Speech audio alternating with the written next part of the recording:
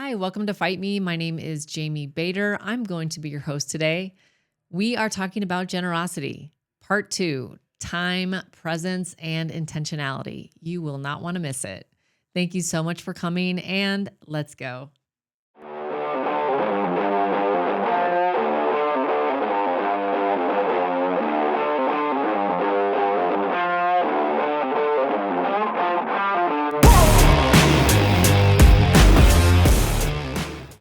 All right, well, welcome to Fight Me.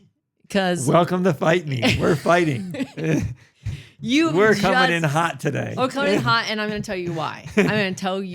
I was so generous to fill up Chad's cup before Wait, let me we spill came it down. again. Yeah. And we came in here, right? We're sitting down, we're talking, we're prepping, and he puts the lid on and he takes a drink. He proceeds to spill it all over. And who did he blame? Well, not myself, because I didn't fill it. Yeah, apparently I overfilled it. You were definitely very generous.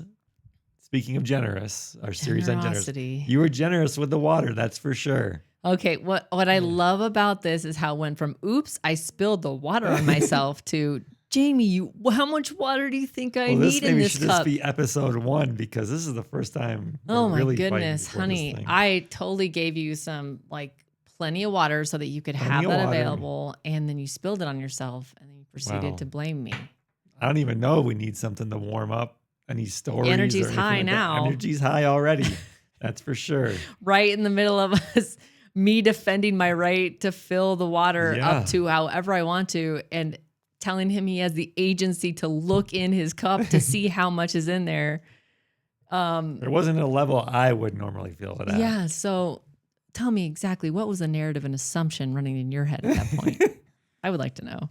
Well, tell the audience. Another time. Another topic. Another topic. We'll get into that. Yeah. Okay. But meanwhile, your shirt. And fight me. Now I'm wet, and now we'll see what the mood's going to be like for the rest of this podcast. I mean, how are you going to continue with a I'm wet not shirt? sure I can recover. I don't know if you can. I can't recover. rebound. No rebounding. There's no rebounding. Do you have any idea? Spill it on the other side. that would just be just dump it all over. Just me dump at this it. Point. At this point, you might as well just dump it on your head. Yep. And then you can blame me for. Well, why did you start this even podcast even? That's right. Now I got water all over my head. Okay. All right. We're fine actually. I love you. You can just say sorry and we'll be fine. Nope, not saying it. Okay. It's okay. We're still fine. Okay. We're okay. All right. So I have some news. I thought this is pretty cool. Yeah, Chad has some news. So apart from the wet shirt. Apart from my wet shirt and my overfilled cup. Okay. I saw this tidbit of news. So these 3 brothers in California apparently were up in the attic cleaning out, old stuff. They're older. They're in their 50s and 60s. Okay. Apparently, these 3 brothers. They were upstairs. I think mom had either passed away or was aging, and whatever. They're cleaning that's regardless. House. They're cleaning the house. Yep. And they find old newspapers. They lift up the old newspapers and they find a small stack of old comic books. Yes. Within that stack of comic books, they find a Superman #1 comic book. Was mom a fan? In pristine condition. What? Pristine condition. That's the highest condition you can have. Can you get anything higher than pristine? I don't know. So they sat on the comic book for a little while. Yeah. Finally reached out. They sat on it. Well, not literally they sat on it. They waited to withhold, figuring out what their next steps were. Yep. Talked to an auction house. They graded it. And it got graded at a number 9. Wow. 9 out of 10. Wow. So if you don't know how the grading works. Yeah. Not out of 100. Okay, that's good to know. So 9 out of 10. And it is the highest Superman #1 now ever recorded. What? Ever graded. Mom took great care of that. That's a 1939 comic book that they found. That's insane. So, and apparently people also discovered that, they found out that if it had been in any other part of the world, pretty much, it would have probably been deteriorated just because of like the climate. But like where they were in California, just the climate and like Was low perfect humidity, for it. it was perfect, and they actually like kept it Wow. in good condition. So tell me, what did they bank? So they went to auction, Uh-huh. and it sold for just over $9 million. What Just over 9 million. do you even do with that amount of money? I don't even know. I don't even know. Pay taxes, I guess. did not find anything that good In the attic? Yeah, going through our stuff. No, actually, I remember. I think my dad had told us a story early on about how like he had all these baseball cards and everything, and I think his mom threw them away or something like that, and it was just this. You look back on it and you're like, oh man, if she would have just kept those, what they would have been worth these days. Pristine condition. Jose Canseco. I used to collect cards, and he was my number one catch. Canseco. I don't know on the A's. I don't know. It was that Curry Puckett. Although my sister used to collect too, and that was kind of her number one. But anyway, there you go. Did you used to collect?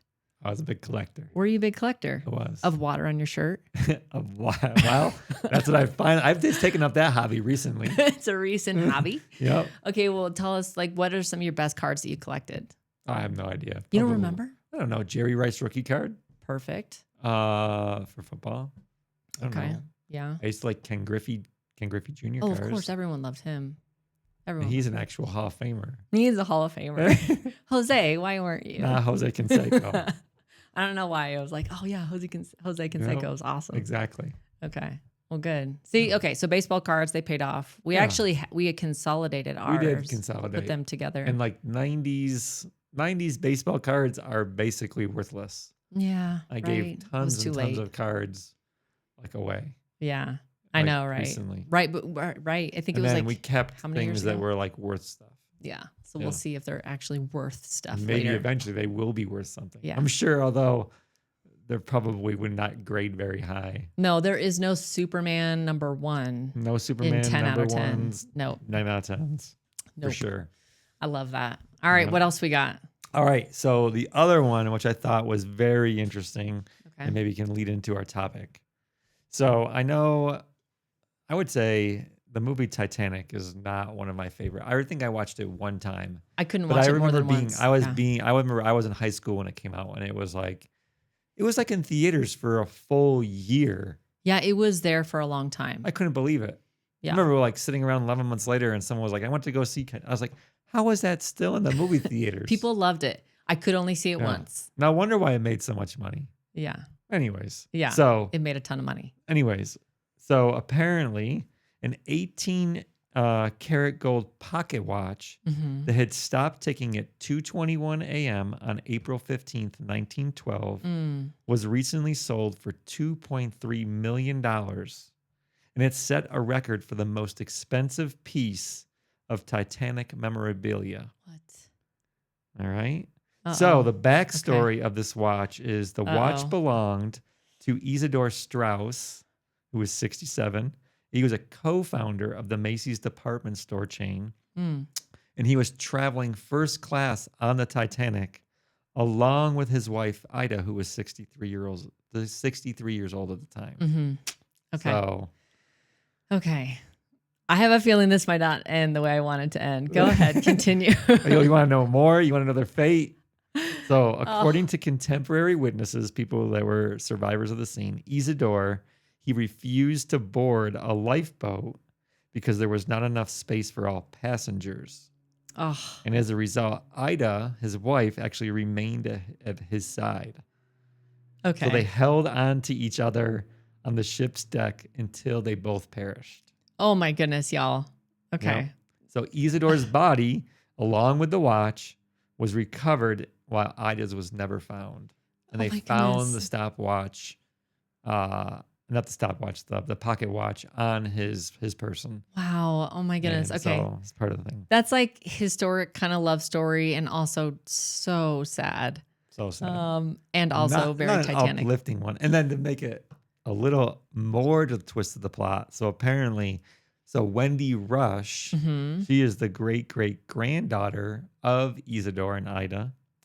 And she married Stockton Rush. Okay. And so Stockton Rush, he's Uh-huh. famous because he was the co-founder and CEO of OceanGate. And Stockton, he died in 2023 when he was aboard the Titan, the OceanGate Oh Titan, my goodness. when they went down and that ship imploded. And they were actually going down to look at the remains of the Titanic. That is so sad. And like, okay, the energy was high and It was now high, it's came like in a hot. gut punch right now. Yes. Like the unfailing love of people But it was towards each other. a crazy story. It just to really think of is. everything. It really Speaking is. of crazy items, things, Oh yeah. Superman comic, this pocket watch that was found, and then Well, and speaking of pocket watches and time, yeah, we are going to jump in, if this is a huge leap, into our second part series on generosity, yep, which is going to be focused on time and presence and or intentionality.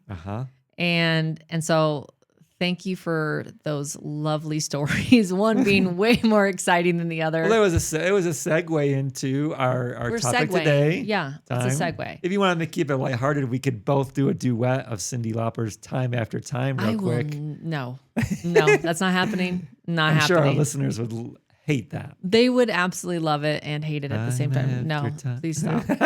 I will pour my water on you. If you call, What? if you fall, I will What? catch you. Will you? Okay. Okay. We I are digress.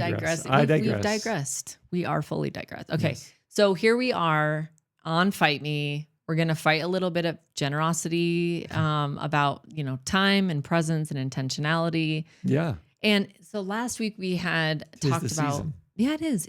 Tis the season. Thanksgiving is this week. Yeah. This will show up the week after Thanksgiving, but Thanksgiving is this week. Our first part on generosity shows up on Wednesday, this coming Wednesday. And so we are just excited about the stories that come from this, because it was just, I don't know about you, Chad, but when we were first talking about generosity, especially around like the ministry and things like that, it just flowed so easily. I was like, this topic is endless. Yeah. It really is in the space that we live in. Way to cut us off and just remember that we still had like a couple more episodes to do. I know. Both of you and I were kind of excited about Else it. we could have just kept going. I know, we just could have kept going. And so we decided to cut that off and have a little bit more space so we can talk about time and presence. Yeah. So the big question is, like, how are you showing up in the things that you are committed to? Not. You're not anymore, I'm right? not showing up. You're like, listen, I'm wet. I'm miserable. Yeah. Well, I mean, yeah, I was like pumped. I was like, hey, we should record. This would be perfect timing. And then you dumped on me. I know. Legit. Yep. Dumped. Don't forget you dumped But it I was on in yourself. a good mood. I was all ready to roll. That's right. I'm trying to get that spirit back. course I'm correct. I'm course Get correcting. the spirit back. Get Yep. it. Loosen up again. Yep. It's going to be fine. And let's talk about who we're committed to. Or Like what how we're you're, committed to. or what. Yeah. So like how you show up in the things that you're committed to. And so like the first thing that came up is like in our relationship or partners. So like husband, wife, partner, whatever you got, if you're engaged, if you're boyfriend, girlfriend, whatever, how are you showing up in that committed space? Are you asking me how I'm showing up? I know, right? I'm calling you straight out. Yeah, well, Or is but that talk just to me about generosity in that space. What is it like to be generous with someone you're committed to? That's a good question. I'm still trying to learn. I'm still learning that. Read your script, Chad. No, I'm kidding. I think, as far as, what it means to be generous about, showing up to, your partner. Uh-huh. I think for one, it's just, being present. I think Yep. what first comes to mind is being present. Uh-huh. And we've talked about this in other episodes of, the power of the telephone. Oh, I Like know. oftentimes, like, one of us wants to have a conversation, or one of us is like trying to answer some issues that they're having, and the other person seems to be more interested in what's going on their cell phone at the time. Isn't it funny though how typically like it's like one time it'll be me on my phone and you want to chat, and then right when I'm like, oh, I should get off my phone, I should be good, and then it's like you're on your phone and I want to talk. Sure. It's always this weird kind of yin yang of Murphy's man. Law. Yeah, I guess gravity. Gravity. Science. Anyway, so it's one of those things I feel like that occasionally when we actually both are off of our phone, it's like, okay, intentionality, But talking. I think being generous is just recognizing that your partner wants to connect, wants to talk, and putting whatever the distraction could be down. And so you're offering your presence at that moment. For sure. For sure. Know? And also I think of it as like, we've decided to be generous as a couple to each other for date night. Like that's our thing. We have generous, like as in we have date night every week. I'm more generous than you are in that area. Okay. And that being said, like every Friday we have date night. Friday night, it's like our kids are actually excited when we do that now. They are. They can't wait. Kingston actually told us to do a date night. Yeah, the other night he was like, "Hey, shouldn't you guys just go do a date night?" Yeah, it's like, you should do it. You should do it. I was like, there you go, bud. Yeah. And I think it just opens up space for him to do the things he likes to do. Because we weren't quite sure like how we were going to fit it in with our schedule. Yeah, because we have a lot of teens and stuff right now. Our kids do love date night. They do. Which makes me question, what are they doing while we're gone for those couple hours? Exactly. So we'll come back Schemers. And schemers. They're scrappers. Yep. They're enjoying their freedom in the house for sure. Yeah. But that's the way that we're generous as a couple. I know that generosity, can look a lot of different ways, like how you're showing up in your presence, So I've noticed a lot, and I'm going to brag on Chad. Go ahead. Oh, you were going to interrupt me. I'll let you do that all day. You were I won't cut you off. Okay. You don't want to interrupt me? No. Okay. I'll be generous in that. That was funny how quickly you did not want to interrupt me after that. I'm quiet. I'm all ears right now. All ears. Yeah, no, but I will say, and like, so the audience knows, and this is something I've been very proud of, is that, and acknowledged for you, is just that when I've come to with a lot of questions lately, and it can be, maybe this is always, but I've come to with a lot of questions or a lot of concerns, because I'm an analyzer. You are over analyzer sometimes. Rarely under analyzing. Mm-hmm. And so Chad is like a really good soundboard for me. And so I'll come to him and be like, hey babe. And he actually is really good when I come to him with a question or a thought that I need help untangling. He is really good at giving me like the undivided attention. And not only that, will he help me walk through it, but he'll bring it up later, folks. He'll bring it up later and be like, so how is that landing? Or how, like he won't forget. So it wasn't just like this like soundboard and then he just forgot. And so it occurs to me he's like genuinely concerned about like how I resolve these thoughts and these questions. So for me, that's highly generous, especially since I have a generous amount of questions and thoughts in certain spaces right now. Yeah. And you're very generous with your thoughts. It is. It's just overflowing. Can't help. Won't stop. Yeah. So that was the one thing I wanted to bring up about Chad. That is like a superpower for sure for him, and has been such a great blessing for me. What were you gonna say when you were about to? Man, I forget what I was gonna say now. So we've just like a little short thing on partners. Do you have anything you want to add in that space? No, I don't think so. I think that's great. Okay. What about parenting? That's a good one. Yes. I think so for me. Generosity, I think when we're talking specifically about time, it's about making memories. Yep. I love that. Within parenting, and also creating space where like you can actually like address difficult situations or maybe difficult things, and not feel like your kids are like getting the brunt of it, like in like basically like a drive-by, you know what I mean? Yeah. I think sometimes we want to be super critical and we want to offer criticism or areas where our kids can improve, but we also don't want to create like a space where it's maybe like a softer landing where it's like, we do want to create. So it's better if we have like create a space in which like, kids can still feel seen, they still feel heard, and it doesn't feel like it's like a rushed conversation where it's like you're unloading on them. Yep.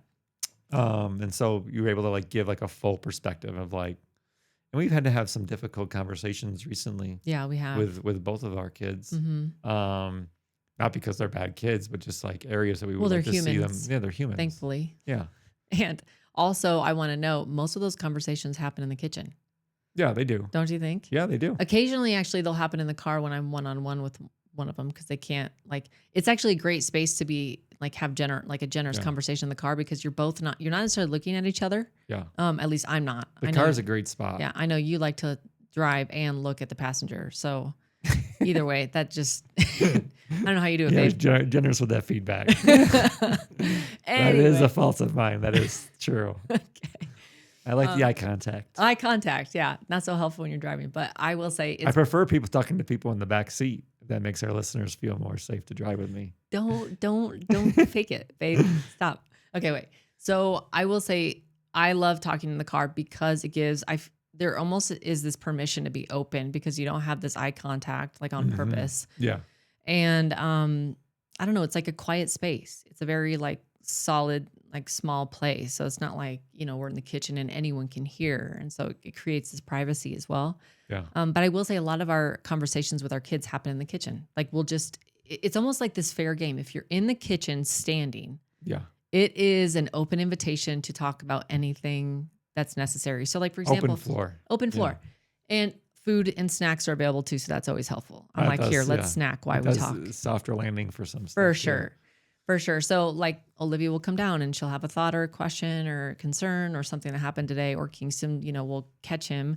We'll kind of lock him into the kitchen and it's like, stay here. Corral him for a moment, and he stays for a while. Yeah. And he stays for a while and then we chat and we talk. And that's usually where like we begin our days and where we end our days, like in the kitchen. Mm-hmm.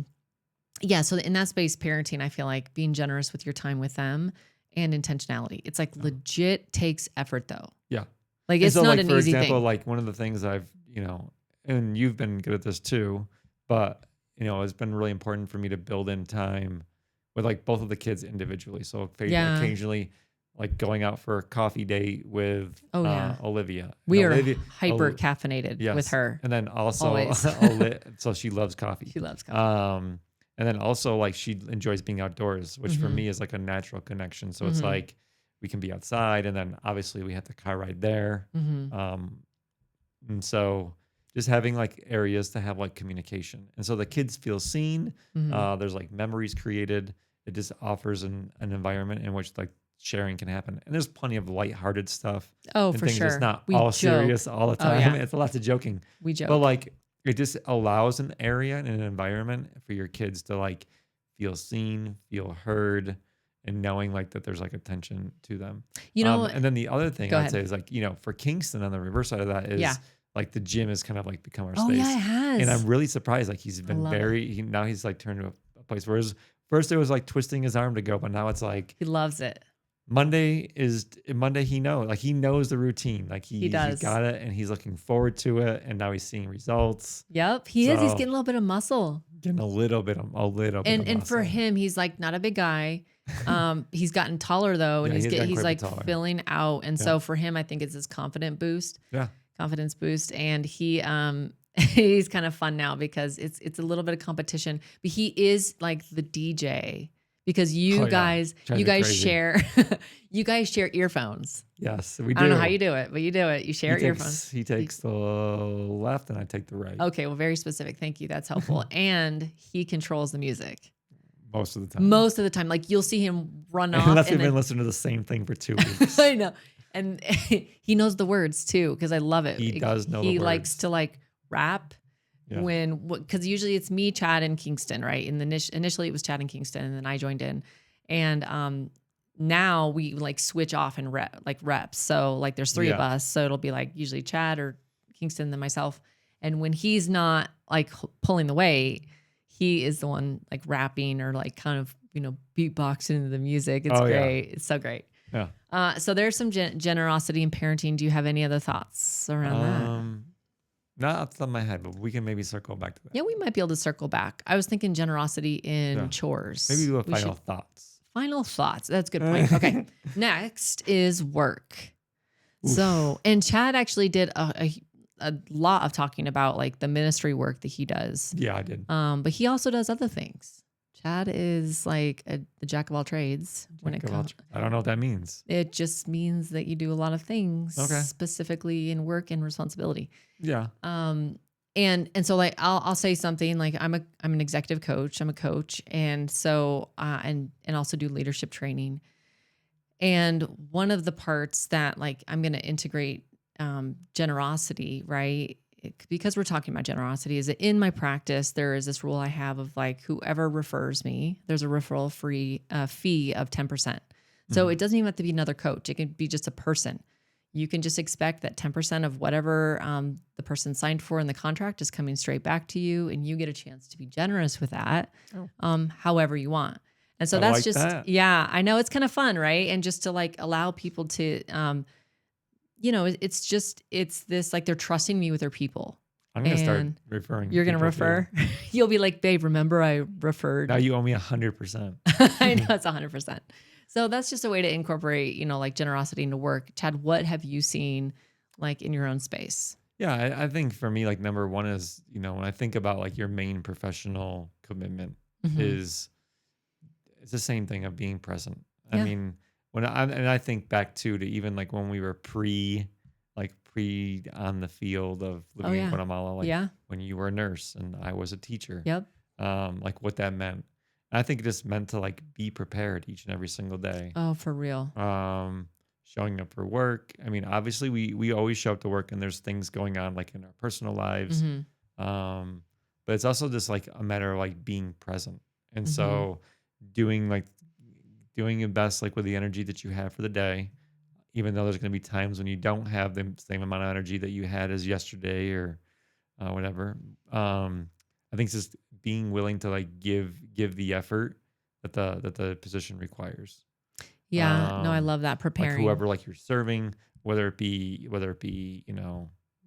for a company, Mm-hmm. whether it be I was a teacher, so like serving the kids well. That just meant like having a good lesson prepared. Being attentive to like when there was a Yeah. questions. And you used to coach them Cruising. too, Yeah, like I as a did do coach. coaching too. Uh-huh. So, yep. Yep. So I think Track it's and just field. it's just being present is for Mm-hmm. me is like being that's what I think of when someone asks me what does it mean to be generous with your time with your profession. Yeah. And Is I this would, giving a solid effort? oh, for sure. And that's also something like in my practice is, I often like before I jump on a Zoom call, because it's always mostly Zoom, is I'll ask myself like, who do I need to be for this person today? Yeah. And it's just like almost flipping the switch of all the things that are going on in my world for me, Yeah. and trying to neutralize that so I can receive what's happening in this person's world Mm-hmm. and how I can best serve them, how I can best guide them. A lot of my coaching is like there's biblical integration, not with every coach, not with every person, but with like the majority of the people that I coach, and generosity in that, and like recruiting the Holy Spirit into that space because He is the designer of and creator of generosity. And so He knows nothing greater than the full generous force that Sure. He created it with. And so inviting Him into that space of, okay, how can I be, what's necessary, or how can I be what's needed for this person in front of me? Yeah.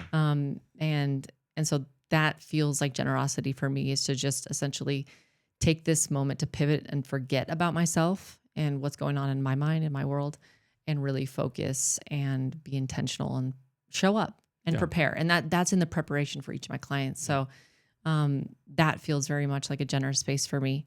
I think, one of the things I think too is if I think back to like, jobs that I had when I was younger, Mm-hmm. and kind of like as I've done different things throughout my life and like Mm-hmm. where I'm at now, the things I've learned is like, there's been times I can point back to times maybe when I was bored on the job or Yeah. whatever. Yeah. But I think also it means also like being generous and like with your work and time wise is just like what can you do? Even maybe it isn't fit in the job description.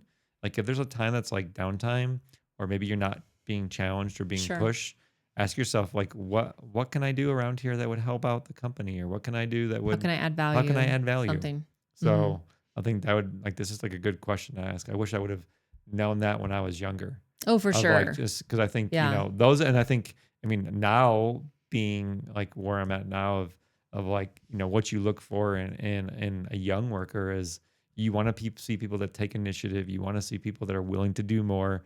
That don't really fit in the box and aren't trying to do like the bare minimum. So like ask yourself where can you add value? For sure. It's like doing like doing something extra. Above and beyond, for sure. What's expected. Yeah. Yeah. Because there's always these expectations, but like, what else? What else would be possible if we just did a little bit more or did something different? And there's always this cascade of how it can affect people around us when we show up with extra generosity, for sure. I would probably go back and be the best boy. You were a bus boy, right? Yeah, I know. I was a busboy for several years. Yeah. And I remember I used to work at my dad's, he has a pharmacy, right? And like a floral shop is part of it. And I used to work in the floral shop. And man, I used to really one of my jobs was to like de-thorn the roses. And I just thought to myself like, oh, this is the worst. It was a menial task. Oh, well, and mostly because I used to get cut by like literally you're taking off the thorns. But it was one of those things where I just thought, like, if I do my job well, like this is going to help, and like the bigger picture, right? Someone's going to receive like this beautiful arrangement, and there's not going to be any thorns, and I don't know. So like, there's something about doing my job well, and then also like I was working for my dad, so it meant something for me that he had given me that opportunity. So okay, other commitments. Yeah, my goodness, what else? We have all the other commitments. For example, I am on the women's ministry board at our church. I'm an elder at the church. Yeah. Chad's an elder, and you also serve as an MC, president of the school board. I also president of our kids' school board. And our kids' school. Yeah, so these are other major responsibilities for us. Yeah. In a very good way. Very. It feels like a gift to be able to be given that responsibility, right? To be in those spaces. Yeah. I feel that way, and I know you've shared that the same.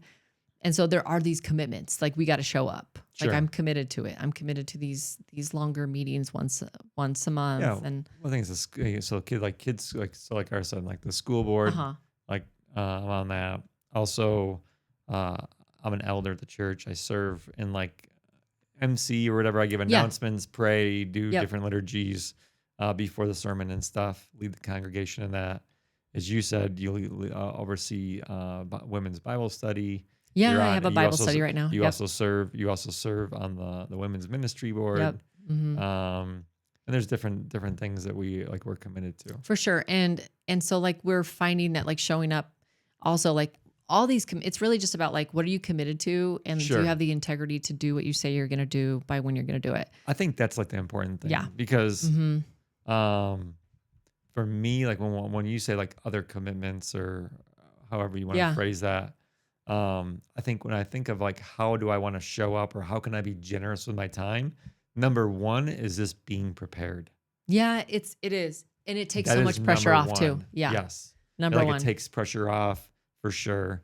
But like being prepared and like ready to roll, like walk into a meeting, have your stuff ready to go. Because we see people that don't do those things well. And it's kind of like they fly off the cuff. It makes like, it makes you look bad. It's like, well, is this how you're showing up in other areas? Sure, it's possible, right? That the way you show up in one way is possible that you show up like that in other contexts. You lose confidence. Mm-hmm. Like, your words can lose weight, especially when we're talking about things like the board or, elders or, serving on like the women's board for ministry. For sure. It's like, you gain, others will you kind of exude confidence, and also you confirm trust from others. Like when you show up prepared for things. Absolutely. And so my question is, as we jump into something a little bit more lighthearted, how do we show up for our sports teams? Oh man. I'll tell you what. The Bills this season, don't even get me started. I've been showing up. I've been doing the work. I've been looking at I've been listening to the podcast before, doing research on like where can we improve. Chad is prepared for these games. Looking like, hey, this is what we should do for the scheme this week. And I'm not saying that they're not trying to win. Oh yeah, they're trying. They're trying. But the product on the field is not up to par. Well, I know Bills fans, they are just to the point where I'm almost like, all right, I might have to question my commitment for the remainder of this season. Okay, let me just tell the listeners, he says that. Sunday's coming. But Sunday's coming. And we all know what that means. Dad's going to be there watching or although this has happened recently. I'm not wasting my time. Yeah, he'll say that. I am not wasting my time reading articles or listening to podcasts before the game this week. I promise you that. You're not going to? Nope, it doesn't matter. I will find something else to listen to in the car. Okay, perfect. Well, the world knows now. And how can you be committed to Bills? I'll still be a fan. That doesn't mean my allegiance is changing or anything like that. No, you're always a Bills fan for sure. So it's one of those things like, okay, all right, how can we be generous with showing up for the people we're committed to or the things we're committed to? And so I just had to bring up the Bills because I know it's been a bit more of a struggle to be committed and showing up. You're just making me look bad today. No, really not. Overfilling my water, bringing up my sports team that isn't really producing at the moment, bringing the joy that I was hoping to have this season. Well, what about for showing up for what's something else? I did laugh at someone recently because they were talking about football, and it was a wife with her husband. And I said, it was something like, oh, how's this going? And I was like, well, it's just one of those things where it's like, screaming at the TV. It's like, well, I know they hear you. So, Exactly. They can hear you through the TV. Exactly. They want to hear you. Why wouldn't you give feedback? Yeah, to a screen. That's right. Exactly. Well, it's a great point. You gotta voice it. I will say, recently my Sundays of whether or not I'm going to watch the game really depends on the mood before how the game starts. Like if I'm already in a good mood, really enjoying my day, I might just keep the game off because I don't want to ruin anything. You don't want to ruin anything. Yeah. And if I'm already in a bad mood, well. Although you're not often in a bad mood. No, that's pretty rare. Yeah, it's pretty rare. But when it's true, it's true. And it's like, let's not watch the Bills. I have been better, I feel like, about just letting it roll off my back. For sure. Except for the other night. Well, that was bad. That was you got to bed super late and I did. Yeah. It was still on your mind when you woke up. Yeah. So what else? What are some things to wrap it up? What are some thoughts on generosity and time and presence and I would say number one, just presence. I mean, when I think of if someone asks me how can I be generous with my time? Number one is just being present where you're at, wherever you're at. Yeah. Not being reactive. Whenever. Just not being reactive. Present. And it's it could just be the stranger on the street, the person in front of you. I mean, and I'm guilty of this. So I'm not trying to preach to people. I'm more just kind of saying this as a good message to myself of, sure. Don't get lost in your phone. Don't scroll as you're looking through the grocery store. Be aware of what's going on around you. I mean, I like to engage with people. Yeah, you do. And so that being said, I think, I could be generous. You could be generous with your time, even if it's a complete stranger of just hey, just, how can you make that person's day a little bit better? It's really true. I think that's my number one mantra. I feel lately is just how can I make this person's day better? Yeah. And it's also this idea of let's just start a baseline that everyone is awesome. Yeah. And then we can go up from there. Yeah, exactly. The person that cut me off doesn't have to be a complete jerk. If I see him in the mall or whatever, or if I see him probably a real nice guy. He's probably a nice guy. Yeah. And I, just thinking all right, everyone is baseline awesome. And then let's just go from there. And also, whoever's in front of you, let's just say that all your attention goes there. I don't know. There's something about, we can just show up so bifurcated about our thoughts are, where we're at, what's going on. But all right, whoever's in front of you is the most important thing right now. Yeah. And how can we love and how can we be generous in our time and attention and our, presence. For sure. So yeah, that comes up a little bit. And of course, I do want to say a few things. Okay. I think it would be kind of fun for the listeners if we were to name something about each other, about what we are generous about. And it doesn't have to be a personality trait. But what is something that you're generous, or I'm going to actually tell people what you're generous about. And then you can tell people what I'm generous about. I gotta think. Can you got to think. Can we connect up? I'm just joking. It's going to be on part 4 because we got to think for a minute. Well, Chad, and they don't have to necessarily be flattering. So I like it. I know where this is going right away. know, right? This is not going to be flattering. Wait, is this giving me permission to no? So, well, let's see. Chad is actually okay. So like Chad is very generous with our pets. Okay. Okay. This is probably really strange, but like they're usually all outdoor animals. Yeah. They keep the garden, like our cats keep the garden clean from like any rodents or any things that we don't want. And our dogs are just outside because so they stay outside. And so it's a warm weather climate. So there's fleas and there's other things that are like abound. So it's like stay outside, whatever. Yeah. But however, Chad is like really generous about letting them inside a lot. Okay. And that's not necessarily a bad thing, but like there is some like generosity in that space. Yeah. They're my buddies. Yes, I love it because they're always your buddies. They're your buddies, right? They are. And Chad is very generous with helping out with homework and making sure the kids are like super like on top of their homework, on top of their studies.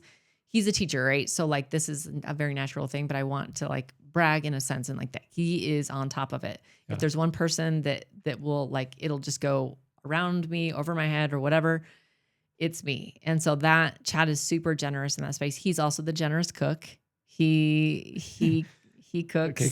We thought we were doing one thing here. Okay, I'm sorry. Put me in a hole here. Now I only got one thing. I don't have 17. Okay, I'll stop for the sake of like fairness and but whatever.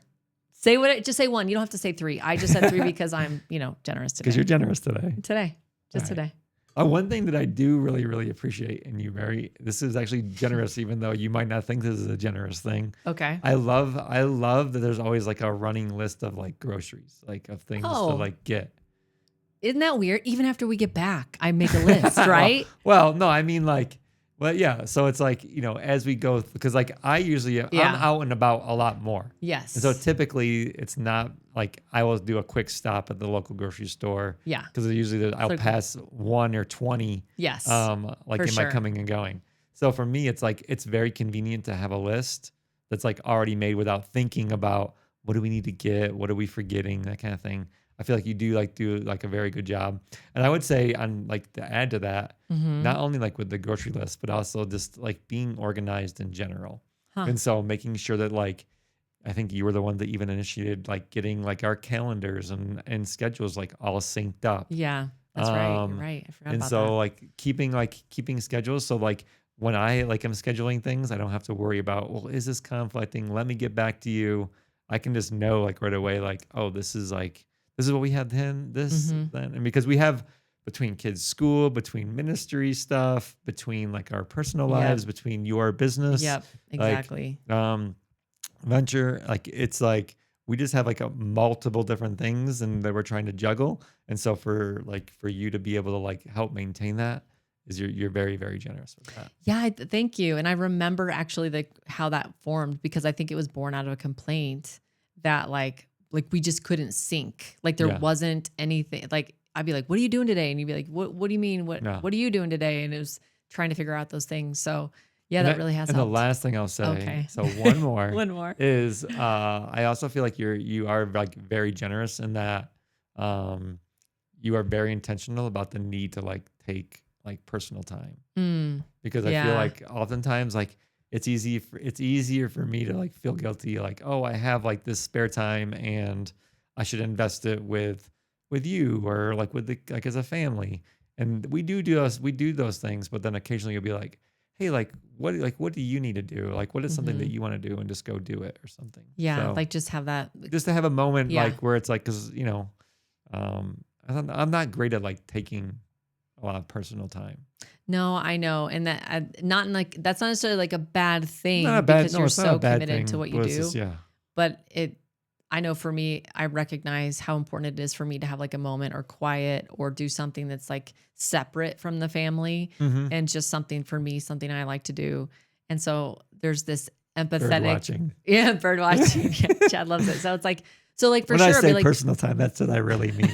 Just so the listeners know. Yeah, exactly. So I'm like, babe, go look at some birds. Like for real, go get out of here. Get lost in the woods and look at things. Like go. Because I know how much that like you enjoy it and how much it fills you up. So sure. There is like this, okay, I want Chad to be at his, at his best. I want to be at my best. And so sometimes that means kicking you out of the house There you go. to go look at birds or whatever you want to do. Makes me a better man. It makes you a better man. So yeah, I think that pretty much wraps it up. Is there anything that like last thoughts that you want to bring last up? thoughts, I would just say be present. Be present. Just be present with your time. Yeah. Like that's the best way to be generous with your time, is just be present where you're at. Well, yeah. And also making time. Yeah. It's like, okay, if you've scheduled margin, like we've talked about this before, but like you can schedule generous time in your calendar. It doesn't have to be like, oh, there's just free time and now I get to figure it out. Like planning ahead is so much, really does help. Be like, oh, okay, well, this is intentional time for this person or for that thing, or, so just being organized in that space can be really helpful in your intentionality. And sometimes being generous with others, like with your time, is also building in that personal time too. Mm-hmm, I agree. I mean, it just puts you in a better frame of time, like refreshes, rejuvenates. Yep. No, I 100% agree. Personal care. It's the real fun stuff. It's a real thing. And so for the listeners, like, thank you so much for being here. Thank you for being a part of this conversation and our talk on generosity. We have 2 more parts that we're going to be working on here around generosity. And one of them is going to be like in generosity and thinking and assumptions around people. Oh, okay. So I'm just going to call that out right now. And we're so glad that you're here. Thank you so much for listening. And until next time. Fight me. Fight me. Stay dry. Stay dry.